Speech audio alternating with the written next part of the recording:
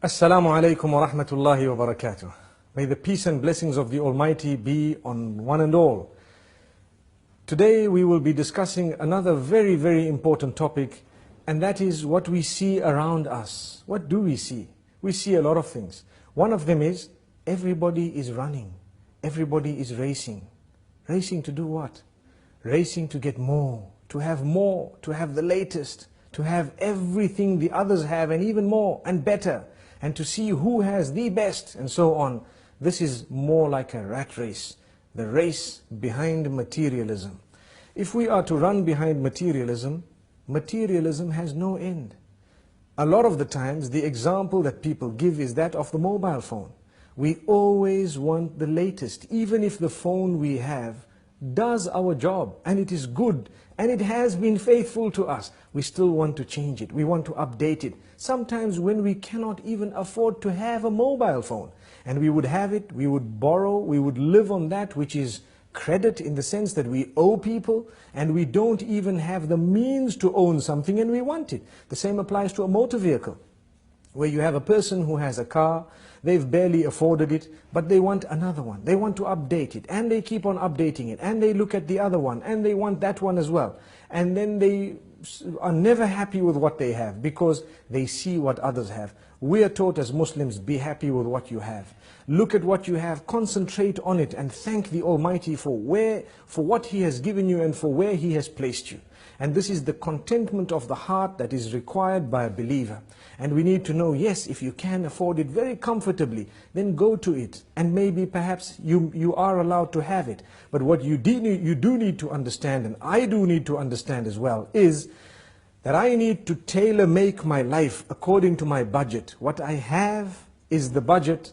What I own is the amount that I have. I need to make sure that I buy that which I can afford. Why should I buy something I cannot afford? It is a burden on the shoulders. It is something that will bog me down. It is always a worry in the mind. Some people have, and we've seen this happening even in advanced countries, some people have lived on credit all their lives. So they have a job, the job pays them a good salary, their car is on hire purchase, the furniture is on hire purchase, the television on hire purchase, the computers on hire purchase, the phones on hire purchase, the furniture, everything on hire purchase. So much so that even their holidays are not yet paid for. And they've just swiped a card and it keeps on adding. They did not calculate that one day we might lose the job. Then how are we going to pay for it? And this has happened. It has happened in the most advanced of countries. And we need to know that it can happen anywhere. And for this reason, Islam teaches us, don't live on credit. Live your life according to your means. If you cannot afford a holiday, don't go on it. Or go on a more basic holiday. If you cannot afford a mobile phone, don't have one. If you cannot afford a vehicle, go with public transport. It might be better for you. And so on. Yes, we should aim right at the skies. No harm in that. But do not pretend like you're living on a cloud when you have not yet moved above the ground. Because that will probably bring you crashing to the ground. And this is why we say the race towards materialism does not stop. It continues. The more we run, the faster it runs. So we continue running behind it and there is no stopping. Sometimes it even gets to our marriages. And this is a point that might be a red button being pressed, but we need to say it. When a person is used to changing everything, every time a new model is out, they want a new car, a new phone, a new watch, a new this, a new house, a new... Some people who are weak, it might even seep into their marriages where they no longer are interested in their own wives.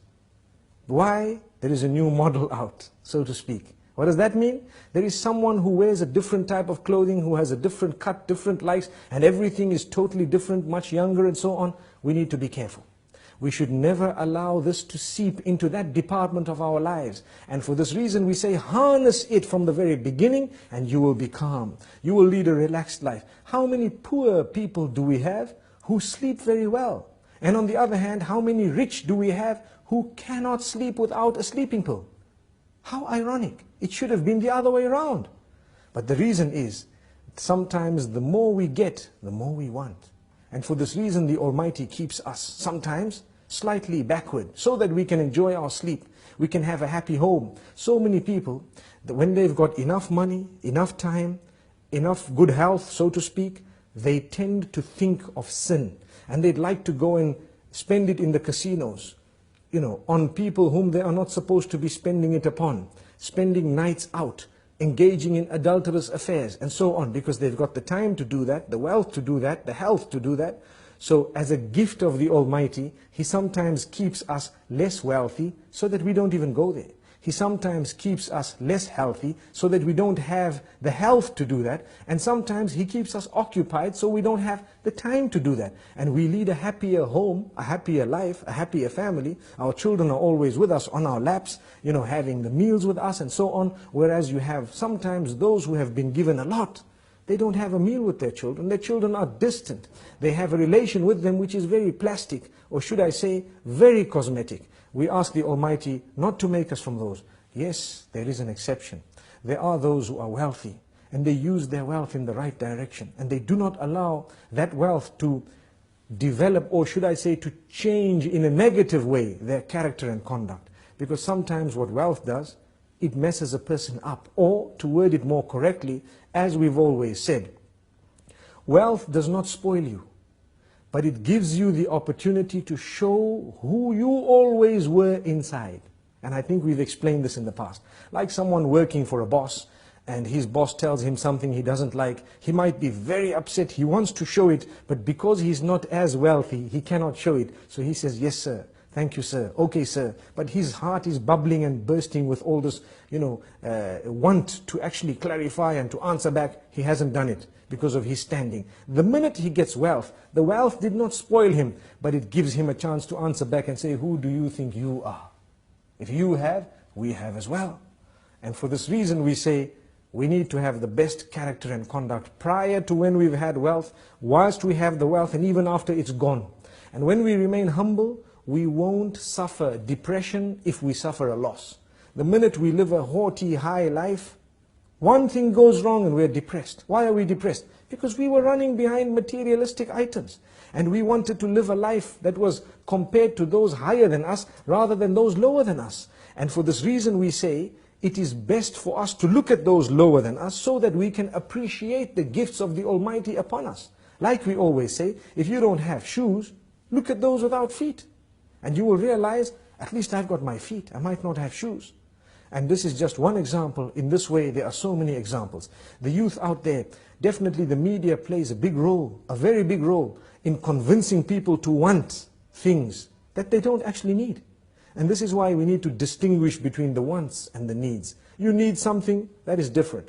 But when you want something, can you afford it? Is it necessary? Even if you can afford it, is it going to result in the destruction of your marriage, in the pushing away of your own children, or in the loss of respect, or in the changing of your habits in a negative way? If it is, leave it out. It's only something you want. You don't actually need it. You'd rather remain with that which you need and have an intact family with positive, relatives and family members and a good work environment and so on.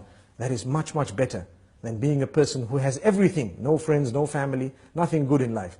And this is why I repeat, and I'd like to end with this, there are many people who have really prayed for lots of wealth, and when that wealth came to them, it actually came to them with more negativity than anything else. They lost their family members, they lost their relatives, they lost their children, and they lost their sleep as well. Sometimes they lose their health as well. Do you know, when you can afford food and you eat a lot of junk food and you eat a very, very unhealthy solely because you can afford it? Sometimes the Almighty does you a favor, you simply cannot afford it, and you don't know that the gift, or should I say, the side kick of that was that you would remain much healthier than those who could have afforded everything and did have it. So sometimes it's a gift of the Almighty. Let's become happy with the condition we are on, and let us learn to budget very carefully before we spend. Spend very carefully, don't waste that money, and remember, the needs come before the wants.